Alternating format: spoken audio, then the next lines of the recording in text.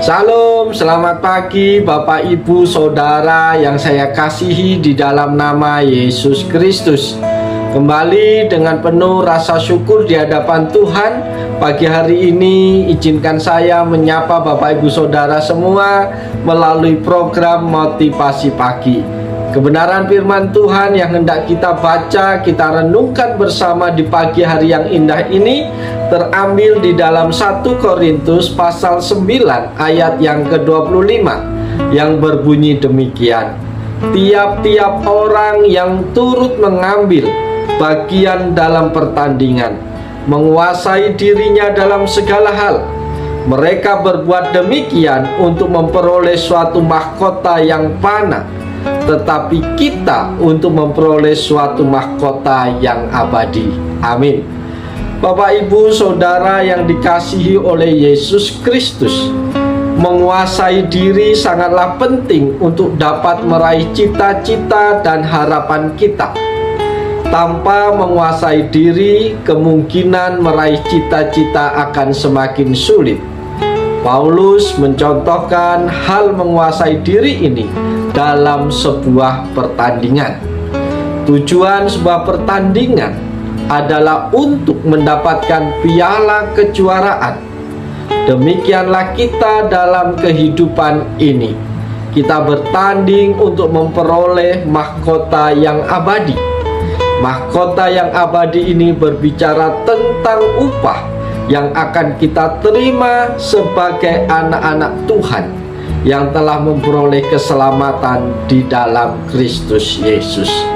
Para sahabat yang diberkati oleh Tuhan Yesus Kristus, yang menjadi perhatian kita adalah perasa menguasai diri. Paulus kerap memakai metafora pertandingan lari untuk menegaskan pentingnya seorang Kristen setia di dalam kehidupannya sampai mencapai garis akhir. Di dalam 2 Timotius 4 ayat yang ke-7 ia berkata, "Aku telah mengakhiri pertandingan yang baik. Aku telah mencapai garis akhir dan aku telah memelihara iman." Juga di dalam 1 Korintus 9 ayat 24, "Tidak tahukah kamu bahwa dalam gelanggang pertandingan semua peserta turut berlari, tetapi bahwa hanya satu orang saja yang mendapat hadiah? Karena itu larilah begitu rupa sehingga kamu memperolehnya." Para sahabat yang diberkati Yesus Kristus, kata kuasailah dalam bahasa Yunani menggunakan kata nepe. Kata ini menunjukkan kata kerja imperatif aktif. Artinya bahwa perintah ini harus dilakukan Timotius secara terus-menerus. Dari nepe yang artinya be well balanced, self-controlled, keseimbangan mengontrol diri sendiri. Masih dalam satu perintah, yaitu kuasailah dirimu. Secara harafiah, jauhkanlah diri dan minum-minum yang memabukkan. Tetapi di dalam perjanjian baru yang ditekankan bahwa agar berjaga-jaga dalam keadaan sadar.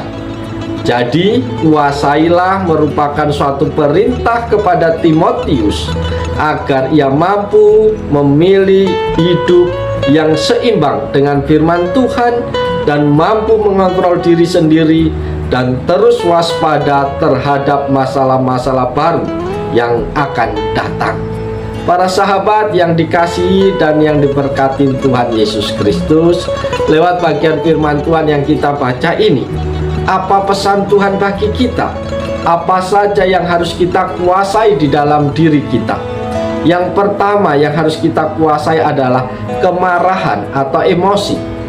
Emosi yang tidak terkendalikan menimbulkan pertengkaran dan perkelahian, dan tidak jarang berakhir dengan pengerusakan dan pembunuhan.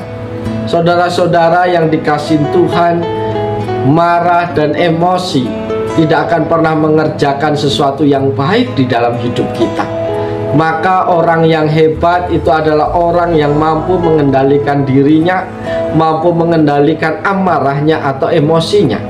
Itu yang disebut orang hebat. Oleh sebab itu, saudara-saudaraku, kendalikanlah emosi dan amarahmu supaya engkau tidak melakukan sesuatu yang tidak berguna. Hal yang kedua yang harus kita kuasai adalah keinginan mata. Apabila keinginan mata tidak dikendalikan, kita akan hidup boros dan tidak bijaksana. Karena semua yang kita lihat, kita ingini. Semua benda atau barang yang kita lihat, kita ingin memiliki dan kita akan membelinya. Maka kita akan jatuh kepada kehidupan yang boros atau konsumerisme. Segala sesuatu yang bukan menjadi kebutuhan, hanya sebatas keinginan yang kita kejar dan kita kejar. Oleh sebab itu, kendalikanlah keinginan matamu. Yang ketiga yang harus kita kendalikan adalah penggunaan keuangan. Apabila kita tidak dapat mengendalikan diri dalam hal pemakaian uang, kita akan terbelenggu dalam jerat hutang, dan yang akhirnya kita jatuh dalam persoalan keuangan.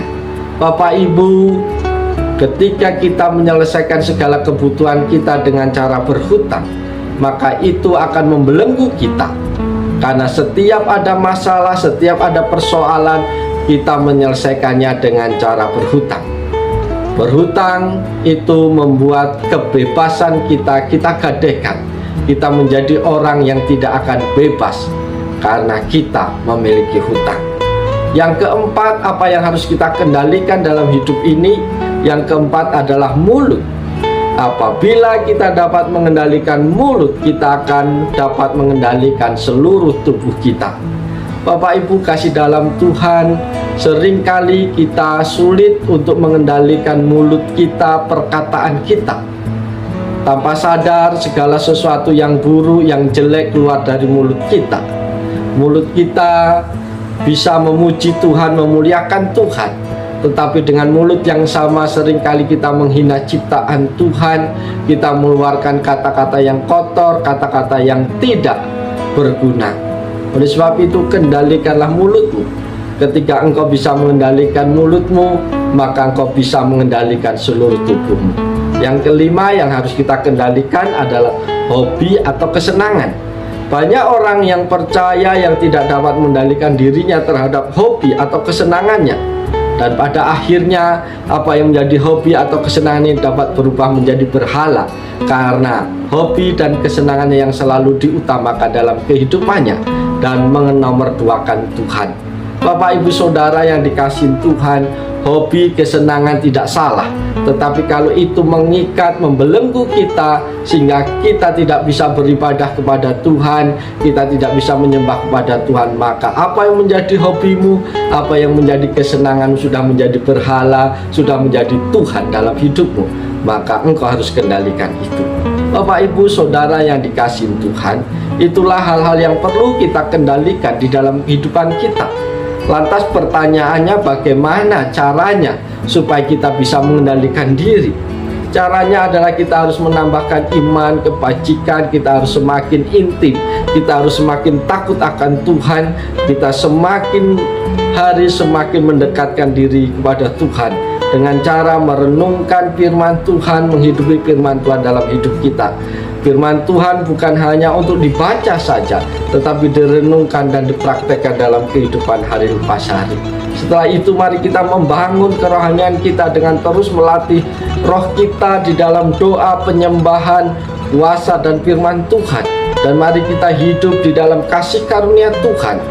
Kendalikan diri kita agar kita memperoleh mahkota yang abadi di dalam Yesus Kristus. Para sahabat yang diberkati Tuhan, pagi hari ini firman Tuhan sudah sampai kepada kita. Kalau kita ingin menjadi pribadi yang menang, yang memperoleh mahkota, maka kita harus mengendalikan diri kita dalam segala hal supaya hidup kita berkenan kepada Tuhan. Oleh sebab itu Bapak Ibu kasih dalam Tuhan, mari kita jalani hari ini dengan penuh semangat di dalam Tuhan. Bertindaklah hati-hati sesuai firman Tuhan, maka hidupmu akan diberkati Tuhan. Selamat pagi, Tuhan Yesus memberkati kita semua. Salam.